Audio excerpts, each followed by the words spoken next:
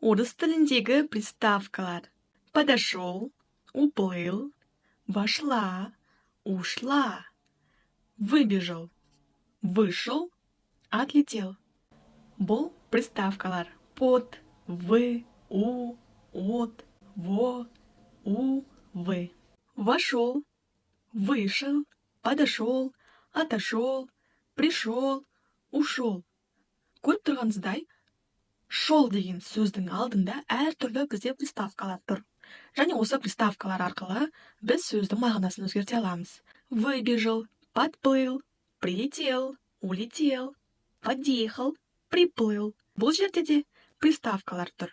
Осы әрбір етістікті жаттайтын болсақ, шатасуымыз да мүмкін. Оңай ажырату үшін осы сөздің алдындағы приставкаларды мағынасын білу керек. В приставкасынан бастайық.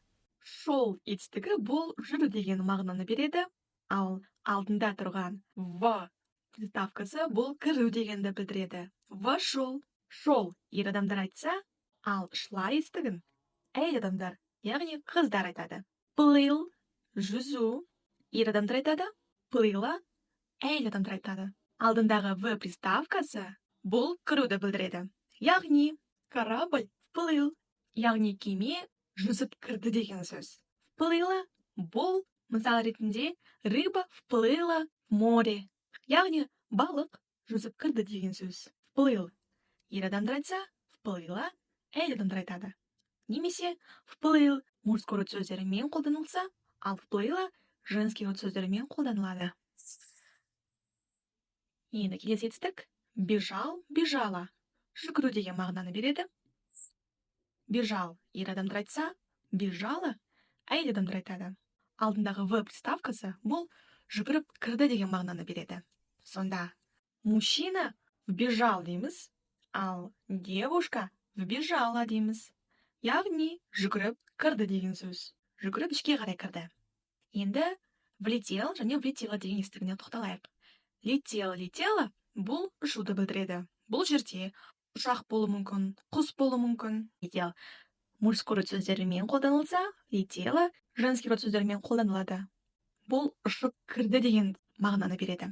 В приставкасы бұл ішке кіруді білдіреді. Ішке кірді, жүзіп кірді, жүгіріп кірді, ұшып кірді дегендей. Енді в приставкасына тоқталайық. В приставкасының антонимі в. Бұл кіру болса, в шығу. Сонда вышел, вышла, сыртқа шығу дегенді білдіреді. Бұл бізде шол, шла бағана етістік. Және алдындағы в приставкасы шығуды білдіреді. Выплыл, выплыла. Бұл бізде жүзіп шықты дегенді білдіреді. Выплыл мужской род сөздерімен, выплыла женский род сөздерімен қолданамыз. Выбежал, выбежала. Бұл жүгіріп шығуды білдіреді. Выбежал ер адамдар қолданса, мысалы, мальчик выбежал. Ал выбежала мысал ретінде девочка выбежала из дома дейміз. Енді келесі вылетел, вылетела. Бұл ұшып шығуды білдіреді. Ұшақ ұшып кетті деген сөз. Вылетела, птица вылетела. Құс ұшып кетті деген сөз. В приставкасы бұл сыртқа шығуды білдіреді. Сыртқа шықты, жүзіп шықты, жүгіріп шықты, ұшып шықты дегенді білдіреді. Енді под приставкасына тоқталайық. Под приставкасы бұл жақындау дегенді білдіреді. Енді бұл жерде подошел, жақындап келді деген сөз. Мальчик подошел ко мне дейміз мысалы. Бала маған жақындады деген сөз. Подошла. Қыз жақындады. Девочка подошла ко мне дейміз. Подплыл, подплыла. Бұл жүзіп жақындады деген сөз. Корабль подплыл к морю мысалы. Яғни жүзіп жақындады деген сөз. Подплыла, мысалы, рыба подплыла ко мне. Балық маған жүзіп жақындайды деген сөз. Подбежал, подбежала. Мысалы, мальчик подбежал, девочка подбежала. Яғни подбежал ер адам сөздерімен, подбежала женский род сөздерімен. Подлетел, подлетела. Ұшып жақындады деген сөз. Мысалы, подлетел самолет, ұшақ ұшып жақындады, яғни жақындап қалды деген сөз. Птица подлетела. Құс маған қарай ұшып жақындады, яғни маған жақындап қалды деген сөз. Под приставкасы жақындау дегенді білдіреді. Жақындап келді, жүзіп жақындады, жүгіріп келді, ұшып келді деген сөз. Енді от приставкасына тоқталайық. От приставкасы бұл жаңағы под приставкасының антонимі болып келеді. Яғни под бұл жақындау, ал от бұл бізде алыстау болып табылады. Отошел, отошла менен алыстады деген сөз. Отошел ер адам сөздерімен, отошла әйел адам сөздерімен қолданамыз. Мысалы, мальчик отошел, девочка отошла от меня. Отплыл, отплыла, жүзіп алыстады деген сөз. Мысалы, корабль отплыл от меня дейміз. Кеме менен алыстады деген сөз. Жүзіп алыстады, яғни. Отплыла, рыба отплыла от меня деп айта аламыз. Балық менен алыстап кетті. Отбежал, отбежала. Бұл менен жүгіріп алыстады деген сөз. Отбежал, мальчик отбежал от меня. Отбежала, девочка отбежала от меня деп айта аламыз. Яғни, ол және қыз менен жүгіріп алыстады деген сөз.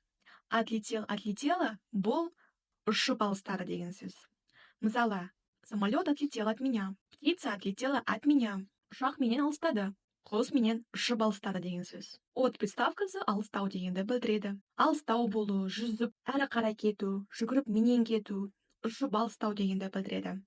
Енді при приставкасына тоқталайық. При бұл бізде келді деген сөз. Яғни пришел, пришла, мысалы, мальчик пришел, девочка пришла, маған қарай келді. Приплыл, приплыла, приплыл. Корабль приплыл ко мне. Рыба приплыла ко мне. Маған қарай келді деген сөз. Прибежал, прибежала. Бұл жүгіріп келді деген сөз маған. Прибежал ер адам сөздерімен, прибежала әйел адам сөздерімен қолданамыз.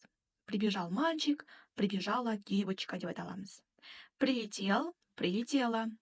Бұл ұшып келді маған деген сөз. Мысалы, прилетел самолет в аэропорт дегендей. Прилетела птица. Құс маған қарай келді, ұшып келді деген сөз. При приставкасы келді дегенді білдіреді. Жүзіп келді, жүгіріп келді, ұшып келді дегендей. Енді у приставкасына тоқталайық. У приставкасы бұл жаңағы при приставкасы бұл бізде келді деген мағынаны берсе, ал у бұл бізде кетті дегенді білдіреді. Яғни при приставкасының антонимі бұл у приставкасы. Мысалға келейік. Ушел, ушла, кетті. Мысалы, мальчик ушел от меня. Девочка ушла к себе, мысалы. Уплыл, уплыла. Бұл жүзіп кетті деген сөз. Уплыла, яғни бұл до конца кетті, сол жақта тұр деген сөз. Плыл корабль в точку Б. Уплыла рыба в сторону моря деп айта аламыз. Енді убежал етістігіне тоқталайық. Бұл дегеніміз жүгіріп кетті, менен қашты деген сөз мысалы. Убежала девочка, убежал мальчик, улетел, улетела. Бұл ұшып кетті деген сөз. Самолет улетел, птица улетела деп айта аламыз. У приставкасы кетті дегенді білдіреді. Жүзіп кетті, жүгіріп кетті, ұшып кетті дегендей. Енді қорытындылайық. В бұл бізде кіруді білдіреді. В және В. В және В бұл антонимдер. Яғни бірінші бұл кіруді білдірсе, екіншісі бұл шығуды білдіреді. Мысалы, я зашла в магазин, через некоторое время я вышла с магазина. Яғни мен дүкенге кірдім, біраз уақыт өткеннен кейін, яғни мен алатын затымды алғаннан кейін, мен дүкеннен шықтым деген сөз. Енді под, от бұл бізде под жақындауды білдірсе, от алыстауды білдіреді. Енді при және у приставкасы. При бұл бізде келді, у кетті деген сөз. Мысалы, я приехал к маме, мен анама келдім. Я ушел из дома дегендей. Мен үйден кеттім деген сөз. Тағы да бір рет қайталайық. В бұл кіру, В шығу. Под жақындау, от алыстау. При келу, у кету. Приставкалар міне бұл В мен В антонимдер. Под, от антонимдер. При, у бұл да антонимдер. Осылайша біз осы приставкалардың мағынасын білу арқылы көптеген етістіктердің мағынасын және жаттамай-ақ біле аламыз. Келесі видеода осы приставкалардың бірнеше мағыналары туралы айтатын боламын. Келесі сабақта кездескенше қош сау болыңыздар. Менімен бірге болғандарыңызға көптен көп рахмет.